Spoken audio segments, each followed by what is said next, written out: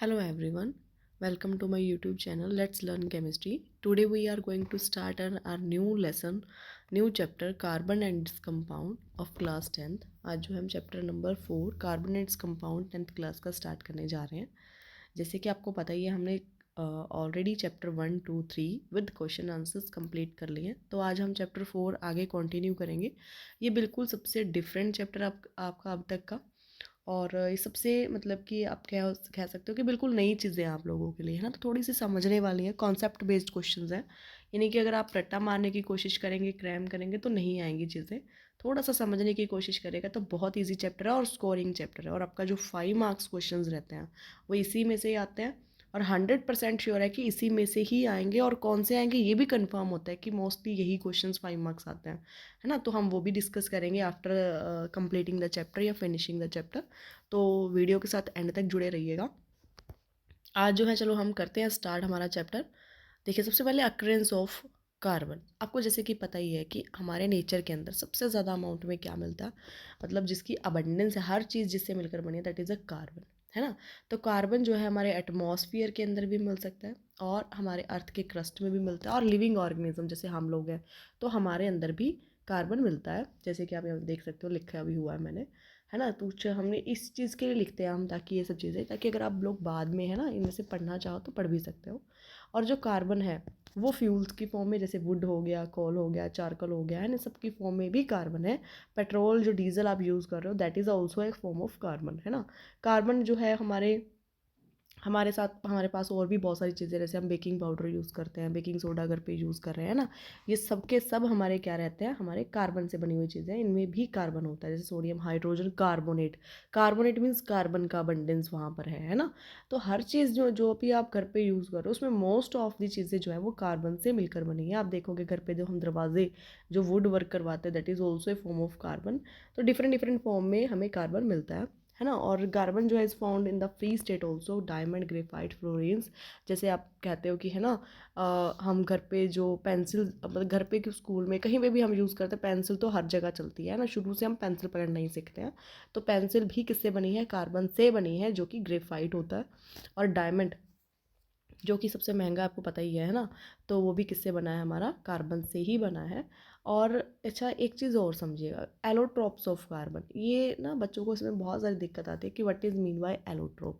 Allotropes का मतलब होता है कि जैसे मान लो सपोज एक पर्सन है ए, वो उस एक ही पर्सन के दो अलग अलग रूप है, बी और सी, ठीक है.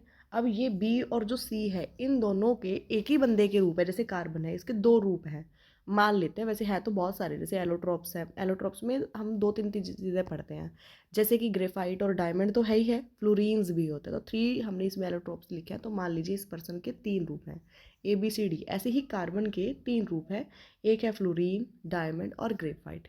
यानी कि ये डिफरेंस कहाँ करते हैं, है तो कार्बन से ही बने, तो डिफर कैसे है, स्ट्रक्चर से.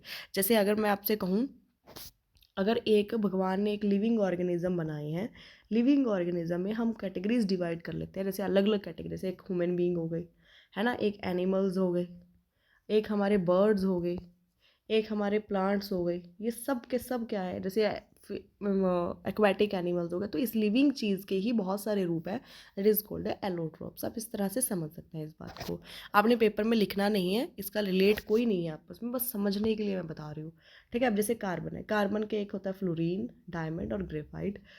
जो हमारा सबसे पहले डायमंड है, यहाँ पढ़ते हैं, और ये हमारे 10th में ये दोनों सबसे ज़्यादा इंपॉर्टेंट है, डायमंड. अब ये कार्बन जो है डायमंड कैसे बनाता है और ग्रेफाइट कैसे बनता है. देखो, जो डायमंड होता है हमारा, इसमें जो कार्बन होता है वो ना एक कार्बन, जैसे सपोज ये वाला सेंटर वाले कार्बन की बात करूँ तो आगे 4 कार्बन से जुड़ा होता है. जैसे एक ये रहा 1, एक ये रहा 2, एक ये रहा 3 और एक ऊपर ये रहा 4. तो हर एक कार्बन आगे 4 कार्बन से जुड़ा है. जैसे ये कार्बन है, अब इस वाले की बात करूँ अगर मैं, तो ये 1 हो गया, फिर ये 2, ये 3 और ये 4. देखो 3 तो ये हो गए, एक ये हो गया 4. ऐसे ये वाला कार्बन आगे 4 कार्बन, जैसे एक ये हो गया मान लो, एक ये हो गया 2, एक ये हो गया 3, एक ये हो गया 4, ठीक है. ये 5 हो गए, है ना.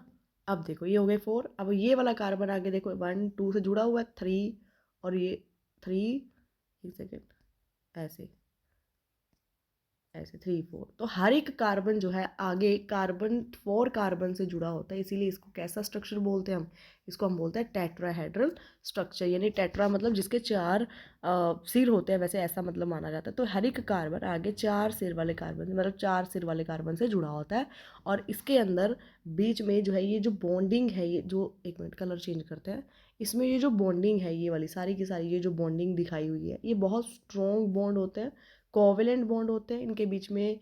जो स्ट्रॉन्ग बॉन्ड होने की वजह से इनका जो स्ट्रक्चर जो है वो भी बहुत स्ट्रॉन्ग होता है। यानी कि तभी आप देख सकते हो डायमंड जो है वो बहुत हार्ड नेचर का है, क्योंकि इनके जो बॉन्ड हैं वो बहुत स्ट्रॉन्ग होते हैं, टेट्राहेड्रल स्ट्रक्चर रहता है, ठीक है। वाइल इन केस ऑफ हम ग्रेफाइट की तरफ चलते हैं।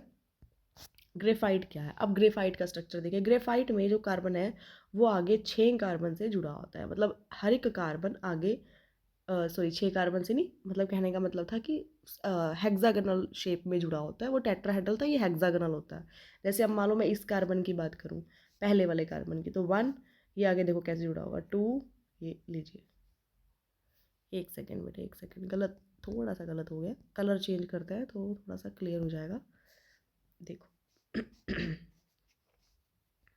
देखिए, अब देखिए ये वाला कार्बन था, ये एक 1, एक ये 2, एक ये 3, और आगे ये इधर से भी जुड़ा हो सकता है, ये देखो, ठीक है। ऐसे करते करते एक लेयर बन जाती है, ऐसे ऐसे ऊपर की तरफ भी लेयर बन जाएगी, ठीक है। ऐसे ही नीचे की तरफ भी, ये लीजिए ऐसे, ठीक है। आप समझ पा रहे हो, एक ये एक लेयर है। एक लेयर का मतलब है कि जैसे अबव एक लेयर, ये लेयर है, ये ऊपर वाली लेयर का हेक्सागोनल तरीके से लेयर बनी हुई है, फिर ऐसी दूसरी लेयर बनेगी जो हेक्सागोनल तरीके से बनेगी। जैसे मतलब मान लो मैं यहाँ बना लूँ, ठीक है, यहाँ पे भी ये लीजिए, ये देखो, ठीक है। ऐसे ही फिर मैं यहाँ पे भी बना लेती हूँ, फिर यहाँ पे भी हम बना लेते हैं, ऐसे ही हम, सॉरी यहाँ पर भी हम बना लेते हैं। अब ये एक लेयर दूसरी लेयर के साथ, ये पहली लेयर है, ये दूसरी लेयर है, ये दोनों आपस में जुड़ी हुई हैं, और इनके बीच में गैप होता है। और इसमें एक कार्बन जो है, अगर आप ध्यान से देखो, जैसे मान लो मैं इसका कलर चेंज कर लेते हैं, अगर हम एक कार्बन को देखें, मान लो मैं एक इस कार्बन को देखती हूँ, किसी को भी आप देख सकते हो, तो ये एक कार्बन कितने कार्बन से जुड़ा है, एक ये रहा 1, एक ये रहा 2, और एक ये रहा 3। देखो एक कार्बन यहाँ पर इस स्ट्रक्चर के अंदर 3 कार्बन से जुड़ा है, जिसकी वजह से जो कार्बन के पास इलेक्ट्रॉन कितने होते हैं, 4। अब ये 3 कार्बन के इलेक्ट्रॉन तो ये यूज़ कर लेता है अपने खुद के आगे कार्बन के साथ, लेकिन जो एक इलेक्ट्रॉन होता है हर एक कार्बन के पास फ्री होता है। मतलब इसके पास भी एक है, इसके पास भी एक है, इसके पास भी एक है, हर एक कार्बन के पास एक एक इलेक्ट्रॉन एक्स्ट्रा पड़ा होता है आफ्टर बॉन्डिंग के बाद। तो देख लो एक लेयर में कितने कार्बन होंगे और कितने कार्बन के कितने इलेक्ट्रॉन फ्री होंगे, ऐसे ही दूसरे में भी होंगे, सेम ऐसे ऐसे, है ना। तो ये जो इलेक्ट्रॉन फ्री इलेक्ट्रॉन्स हैं वो इन लेयर्स के बीच में घूमते रहते हैं, मतलब ये इलेक्ट्रॉन जो है वो इसमें ऐसे घूमते रहते हैं, जिसकी वजह से एक इलेक्ट्रॉन फ्री होने की वजह से जब हम इसको इलेक्ट्रिसिटी के साथ जोड़ते हैं तो वो इलेक्ट्रॉन माइग्रेट करना शुरू कर देता है, मतलब मूवमेंट शुरू कर देता है, फ्लो होने लग जाता है इलेक्ट्रॉन का, जिसकी वजह से इलेक्ट्रिसिटी कंडक्ट होती है। और इसीलिए जो ग्रेफाइट है वो good conductor of the electricity है, जो कि पेंसिल के सिक्के में यूज़ किया जाता है ना। इसीलिए जब भी हम पेंसिल को बनाते हैं, आपने देखा होगा यहाँ से तो पेंसिल शार्प होती है, बट पीछे की तरफ से इसको कवर किया जाता है। क्यों किया जाता है, ताकि अगर बाई चांस छोटा बच्चा, उसको नहीं पता, वो प्लग में कहीं पर स्विच में डाल दे उस चीज़ को, मतलब ये हमारा जो आगे का हिस्सा है ग्रेफाइट को, तो पीछे की तरफ से अगर ये शार्प होगी, उसको डायरेक्टली करंट लग सकता है, उसके लिए हार्मफुल है। इसीलिए उसको पीछे से प्रिवेंट किया जाता है कि उसके पास जो है मतलब करंट ना जाए, और वुड जो है एक गुड इंसुलेटर का काम करती है। आई होप आपको ये सब चीज़ें क्लियर होंगी कि हमारा जो डायमंड है इसमें इसमें जो है टेट्राहेड्रल स्ट्रक्चर रहता है, इस केस में हमारा क्या बोलते हैं, हेक्सागोनल स्ट्रक्चर रहता है, ठीक है। इसमें जो है क्लोज पैकिंग नहीं होती, बीच में फ्री इलेक्ट्रॉन घूमते हैं, बट इस केस में फ्री इलेक्ट्रॉन नहीं होते, सभी बॉन्ड स्ट्रॉन्ग बॉन्ड होते हैं। और इन केस ऑफ फ्लोरीन्स, अब बात आती है फ्लोरीन की। देखिए फ्लोरीन क्या होते हैं, फ्लोरीन आपने एक क्या बोलते हैं हम, फुटबॉल देखी होगी, है ना। फुटबॉल एक्चुअली कैसे बनती है, उसमें 5, ध्यान से देखते हैं अगर आप, तो उसमें 5 मेंबर्स की रिंग के साथ 6 मेंबर्स की रिंग, देखो ऐसे। अब आपको देखने में ये लगेगा कि मैम ने, एक second, hold hold,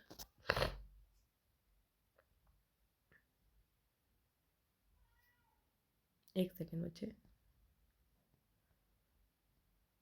colour change कर लेते हैं वरना मुझे ही कन्फ्यूज़न हुई पड़ी है ना कि कैसे जुड़ेगा।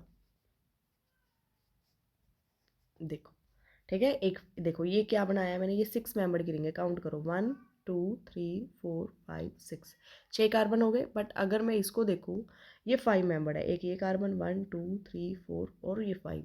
तो ऐसे ही करके ऐसे करके ऐसे जोड़ोगे ना जब आप, तो एक 5 मेंबर्ड की रिंग के साथ 6 मेंबर्ड की रिंग्स आपस में जुड़ी होती हैं, जिससे मिलकर एक हमारी फुटबॉल बनती है। जैसे फुटबॉल का स्ट्रक्चर होता है, फुटबॉल को ध्यान से देखेंगे, मैंने इसमें पिक्चर लगाना भूल गई फुटबॉल की। तो जैसे ही अगर आप वो फुटबॉल को देखोगे तो आपको समझ में आ जाएगा कि ठीक है, कार्बन मतलब 5 मेंबर की रिंग भी जुड़ा है और 6 मेंबर की रिंग भी जुड़कर एक पूरी की पूरी फ्लोरीन की, मतलब फ्लोरीन जैसा स्ट्रक्चर बना देती है, जिसे हम फुटबॉल यानी बकमिनिस्टर फ्लोरीन भी बोल देते हैं। जिन्होंने डिस्कवर किया था उसके नाम पर इसको हम फ्लोरीन बोलते हैं। तो ये जो है अलग अलग तरह से अलग अलग कैटेगरीज का फ्लोरीन होता है। जैसे कार्बन 72 65 है ना, कहने का मतलब है कि इसमें 65 कार्बन आपस में जुड़े होंगे और पूरी फ्लोरीन की बॉल बनी होगी। ठीक है, ये अलग अलग तरह से हमारे कार्बन के 3 रूप हैं, जो कि अलग अलग स्ट्रक्चर की वजह से इनके अलग अलग नाम है और इनकी प्रॉपर्टीज़ हैं।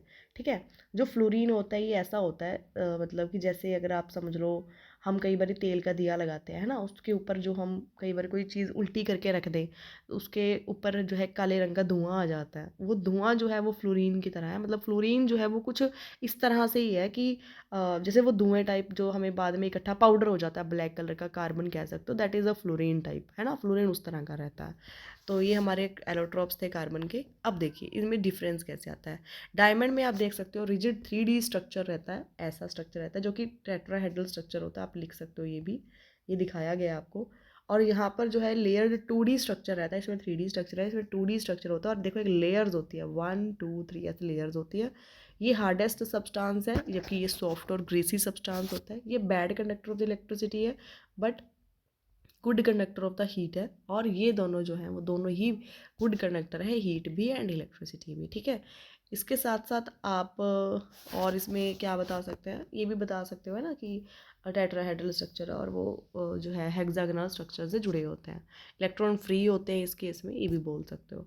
अब देखिए एलोट्रोप्स ऑफ कार्बन के बारे में कुछ आपको बताया गया है, क्या पढ़ते हैं ज़रा था। The element carbon occurs in different forms in nature with widely varying physical property, जिसमें मतलब फिजिकल प्रॉपर्टी जो है वो वेरी करती है। कलर थोड़ा सा हम कोई ऐसा ले ले जो दिख जाए। Both diamond and graphites are formed by carbon atoms. The difference lies in the manner in which carbon atoms are bonded to one another.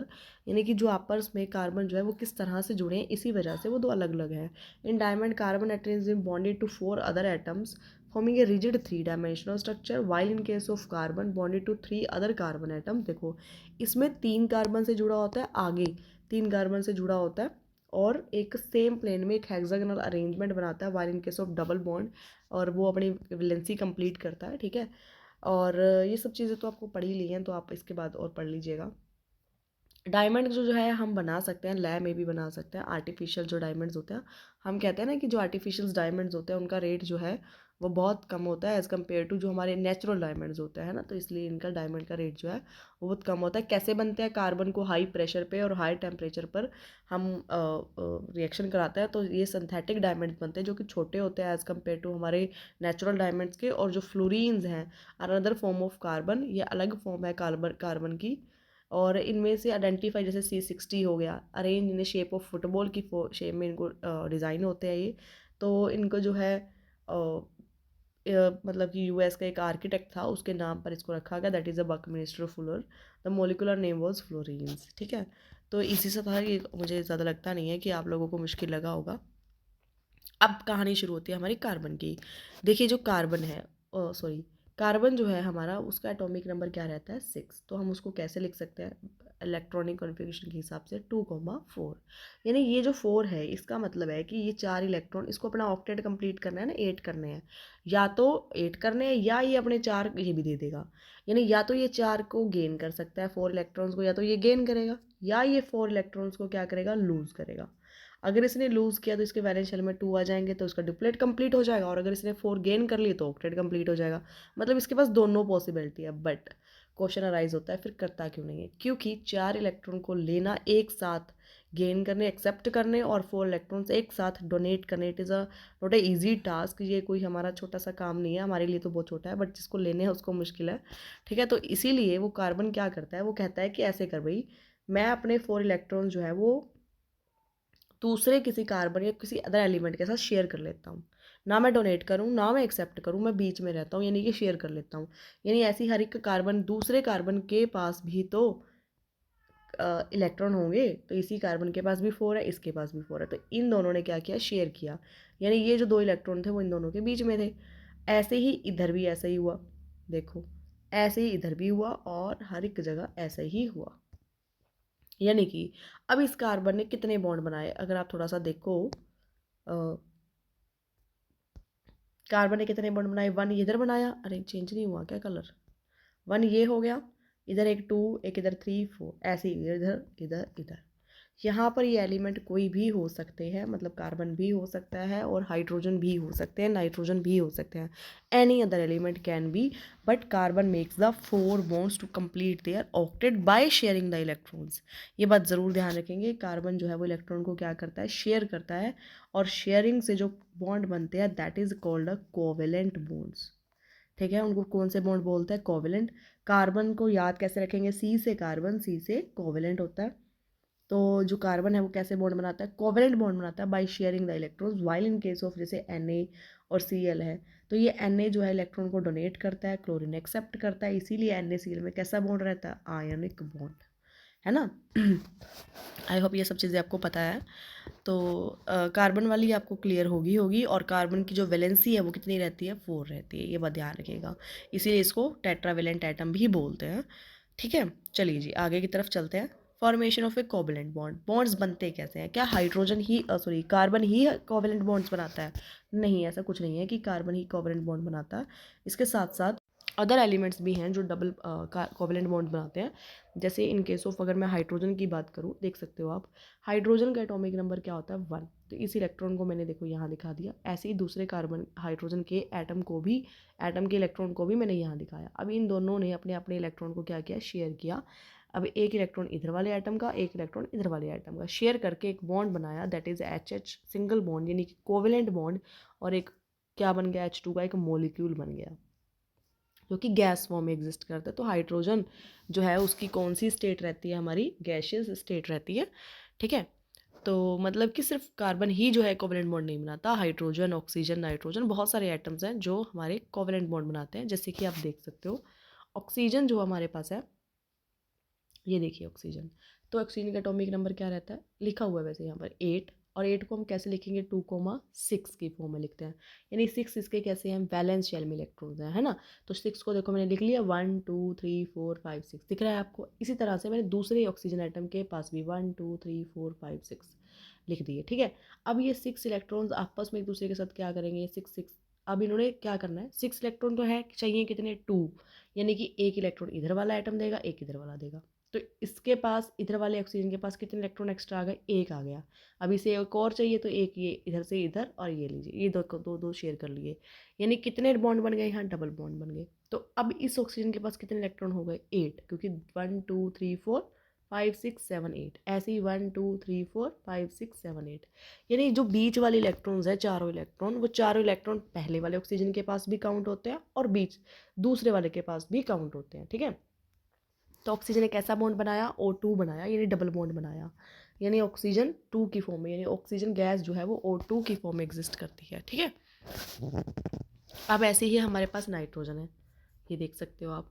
अब ये जो नाइट्रोजन है इसका एटॉमिक नंबर कितना होता है, 7, 7 को मैंने कैसे लिखा, 2,5, ये सब आई थिंक आपको पता है कि हम 2,5 2,6 कैसे लिख रहे हैं ना, ये सब चीज़ें वैलेंसी, ये हमारा 9th क्लास का टॉपिक है। अगर आप लोगों को फिर भी इसमें दिक्कत आ रही है तो आप मुझे ज़रूर बताइएगा, हम इसके ऊपर भी एक वीडियो ऐड ऑन कर देंगे, ठीक है।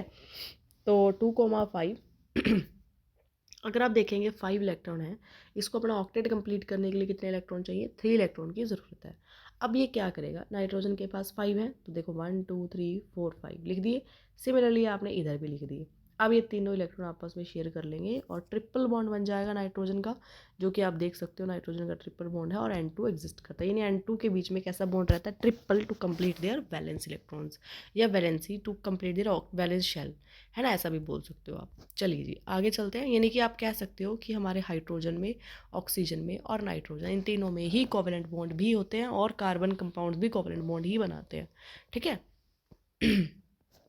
देखिए अब आप देख सकते हो इनको हमने कुछ क्या किया है, इनके हमने इलेक्ट्रॉन डॉट स्ट्रक्चर्स बना लिए हैं।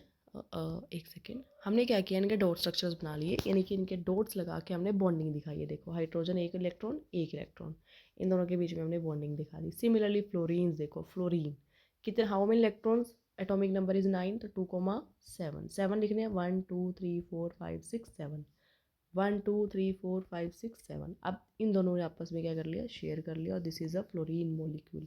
सिमिलरली ऐसे कार्बन और इसी तरह से आपका CH4 का भी, ठीक है, CF4 भी हो सकता है, CH4 भी हो सकता है। हम CH4 का करवाएंगे, अभी करवाते हैं, ये मैंने जगह इसीलिए खाली छोड़ी है। अगर आप देखो कार्बन, तो CH4 का अगर मैं बॉन्ड बनाऊँ किस तरह से इसका डॉट स्ट्रक्चर बनेगा, तो आप देखो कार्बन सेंट्रल है, जो सिंगल एटम होता है वो हमेशा सेंट्रल एटम रहता है, मतलब हमने उसका एटॉमिक नंबर देखना होता है, ठीक है। कार्बन का एटॉमिक नंबर क्या होता है, 8, ओ सॉरी 6, इसको हम क्या लिखेंगे, 2,4, यानी कि इसके वैलेंस शेल में हाउ मेनी इलेक्ट्रॉन्स, 4, तो मैंने इसको लिखा 1 2 3 4, ठीक है। कलर चेंज करते हैं नाउ। अब हम क्या लिखेंगे, हाइड्रोजन का एटॉमिक नंबर 1, तो एक ही इलेक्ट्रॉन है ऑफ कोर्स, तो एक इलेक्ट्रॉन, लेकिन अभी 3 फ्री पड़े हैं, तो एक हाइड्रोजन और एक हाइड्रोजन, 1 मोर। तो मैंने इसका बना दिया सर्कल। क्यों बनाया है, क्योंकि जो हमारे पास, ये देखो अब ये हाइड्रोजन, इसका मतलब क्या है कि ये जो 2 इलेक्ट्रॉन थे ये हाइड्रोजन के पास भी हैं और कार्बन के पास भी हैं। अगर हम इलेक्ट्रॉन्स को अब काउंट करें तो कितने इलेक्ट्रॉन हुए कार्बन के पास, देखो 1 2, एक सेकंड कलर चेंज, 1 2 3 4 5 6 7 8, कार्बन के पास 8 हो गए, और हाइड्रोजन के पास देखो ये 2, यहाँ पर भी 2, यहाँ भी 2, यहाँ भी 2, यानी कि ऐसा है कि कार्बन का हो गया ऑक्टेट कंप्लीट, हाइड्रोजन का हो गया डिप्लेट कंप्लीट। तो इसी तरह से इन्होंने आपस में बॉन्डिंग करी, कोवेलेंट बॉन्ड बने, और कोवेलेंट बॉन्डिंग के साथ ये जो है आपस में बॉन्ड बनाते हैं। तो इन्हीं कोवेलेंट बॉन्ड्स की वजह से एग्जिस्ट करते हैं जो कोवेलेंट कंपाउंड्स होते हैं। वो कैसे एग्जिस्ट करता है, गैस, लिक्विड और सॉफ्ट सॉलिड्स होते हैं, जबकि आयनिक सॉलिड जो हैं वो स्ट्रॉन्ग सॉलिड्स होते हैं, ठीक है। इनका मेल्टिंग पॉइंट जो आता है वो as compared to ionic compounds low होता है, क्योंकि इनके बीच में कोवेलेंट बॉन्ड होते हैं, ना कि डोनेशन और एक्सेप्शन से इलेक्ट्रॉन बने होते हैं, बॉन्डिंग बनी होती है। कोवेलेंट कंपाउंड जो होते हैं वो इनसॉल्युबल इन वाटर होता है, बट सॉल्वेंट जो जो हमारे ऑर्गेनिक सॉल्वेंट्स उनमें होते हैं उनमें डिजोल्व करते हैं। While in case of ionic compounds जो होते हैं जैसे NaCl है, ये हमारा पोलर सॉल्वेंट्स में सॉल्युबल होते हैं, ये जो है नॉन कंडक्टर ऑफ इलेक्ट्रिसिटी रहते हैं। और वाइल इन केस ऑफ हमारा जो नॉन कंडक्टर हैं वो इलेक्ट्रिसिटी के रहते हैं, यानी कि ये जो हमारे हैं वो नॉन कंडक्टर होते हैं इलेक्ट्रिसिटी के सॉलिड स्टेट में, बट जैसे आयनिक कंपाउंड जो है मोल्टन और एक्वा स्टेट में गुड कंडक्टर हैं, ऐसे ही ये भी कंडक्ट करते हैं, ठीक है। तो आगे जो हमारा टॉपिक है electron dot structures of CH4, ये तो हमने ऑलरेडी कर लिया है ना, ये तो हम नहीं करवाएंगे, लेकिन C2H6 ये आप खुद से करेंगे, नहीं ये मैं खुद से करवाती हूँ आप लोगों को, और C3 आगे वाला जो है वो मैं आपको खुद से दूंगी, आप खुद से घर पर करेंगे, ठीक है।